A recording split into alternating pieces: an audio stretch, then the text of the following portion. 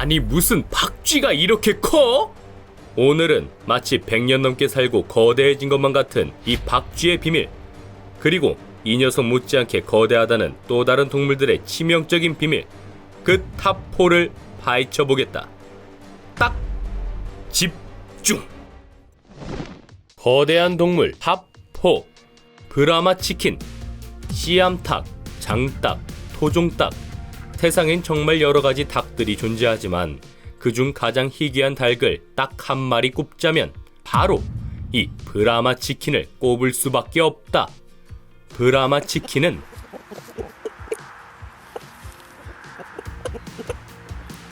(20초짜리) 영상이 널리 퍼지면서 전 세계적으로도 크게 유명해졌는데, 평범한 닭이라고는 도저히 믿기지 않는 우아하고 비범한 풍채를 지니고 있었으니 세계인의 관심을 한순간에 휩쓸어버릴 수밖에 없었던 거다. 실제로 녀석은 몸무게만 무려 8kg, 한 마리에 1.5kg 수준인 평범한 닭들과 비교하면 정말 탈치킨급 스펙을 자랑한다는 사실을 알 수 있다. 이 녀석 하나만 잡으면 치킨이 5마리는 거뜬히 나올 것 같고, 치킨값이 치솟는 요즘 같은 때에 튀겨먹기 딱 좋은 닭일 것 같지만 여기서 반전이 있다.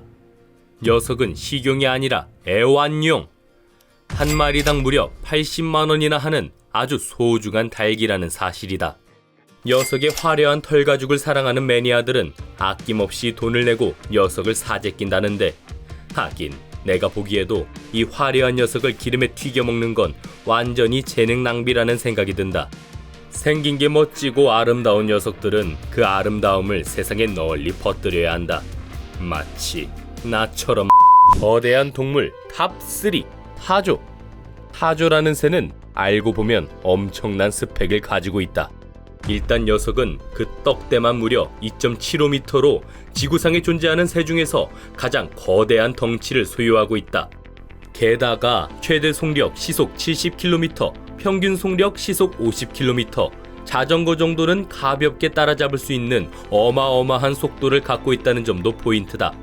이 덩치와 속력의 콤비네이션 때문에 타조는 알고 보면 굉장히 위험한 맹수 중 하나인데, 특히나 폭발적인 속력을 낼 수 있는 타조의 다리 힘은 육식동물을 때려눕힐 정도로 강력하다고. 하지만 타조의 진정한 힘은 덩치도 속도도 아닌 바로 시력에서 나온다고 한다. 타조는 눈이 굉장히 큰 걸로 유명한데, 이 큰 눈은 그냥 달려있는 게 아니다.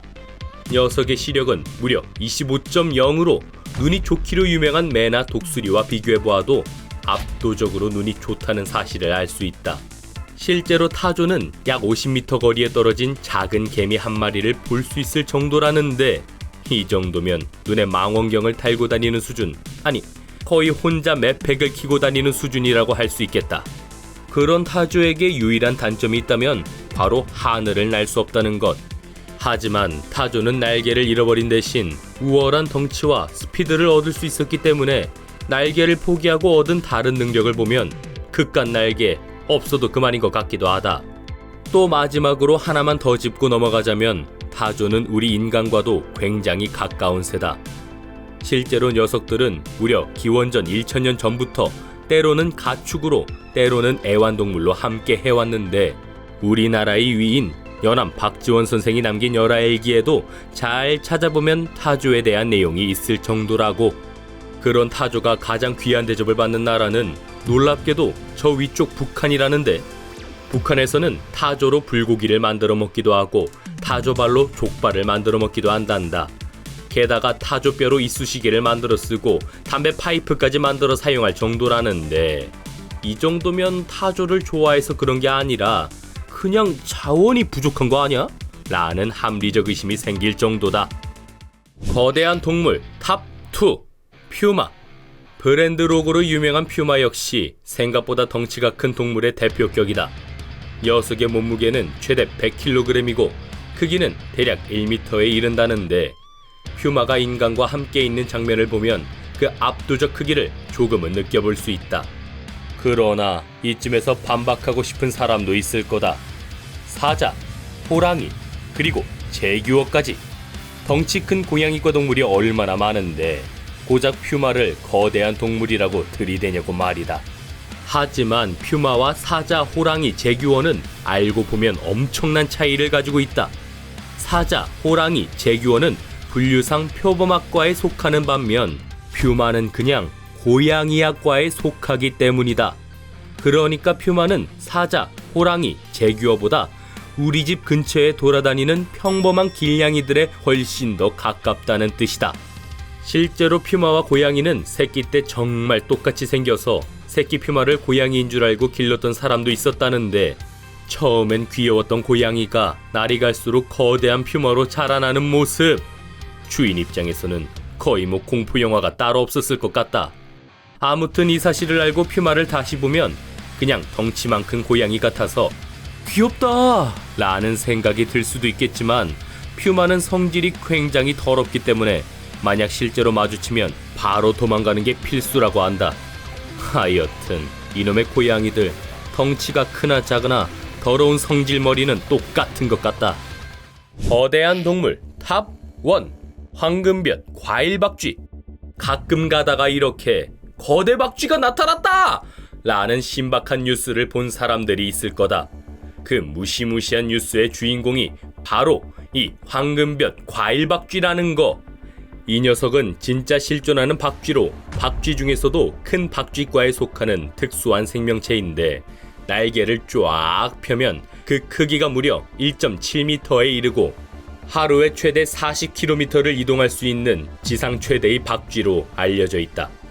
녀석들이 하늘을 날아다니는 모습을 실제로 보면 나 산타 바로 거품 물고 쓰러질 자신이 있는데, 대체 한낱 박쥐가 어떻게 이렇게까지 거대해질 수 있는 건지, 실제로 100년 넘게 살고 거대해져 버린 게 맞는지, 다들 이 덩치의 비밀이 엄청나게 궁금할 거다. 사실 그 비밀은 나이가 아니라 바로 박쥐의 독보적인 진화 능력에 있다. 알고 보면 박쥐라는 동물은 진화를 아주 기가 막히게 잘한 동물이다. 그래서 지구상에 존재하는 모든 포유류들 중 가장 머릿수가 많을 정도라는데, 그 종만 무려 1200종에 이른다니 자식 농사 한번 대단히 성공적이라고 할 수 있다. 이렇게 성공적으로 진화하다 보니 박쥐들의 종류는 그야말로 천차만별. 그냥 박쥐, 작은 박쥐, 불독 박쥐, 큰 틈새 얼굴 박쥐에 온두라스 흰꼬리 박쥐까지, 박쥐의 세계를 자세히 들여다보면 온갖 신비한 녀석들이 가득하다는 걸 알 수 있다. 그러니 이따만한 시선 강탈 박쥐가 나오는 것도 당연하다면 당연한 일이라고 할 수 있는 것. 다행히 이 황금볕 과일박쥐는 육식동물이 아니라 순수한 초식동물로 과일만 먹고 사는 반전 매력을 가지고 있다. 그렇기 때문에 인간에게 위험하지는 않지만, 문제는 이 녀석이 군집 생활을 하는 동물이라는 거다. 그래서 1m가 넘는 어마무시한 녀석들이 이렇게 집단을 이루고 살아간다는데, 나 산타 이번 생애에서는 녀석들을 마주칠 일이 제발 없기를 빌어본다.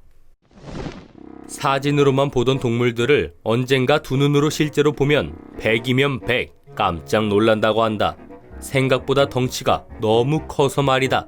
사실 나도 모니터 안에서 보면 작아 보이지만 실제로 보면 떡대가 장난 아닌 헬창이라는 거. 못 믿겠으면 내가 한번 벗어서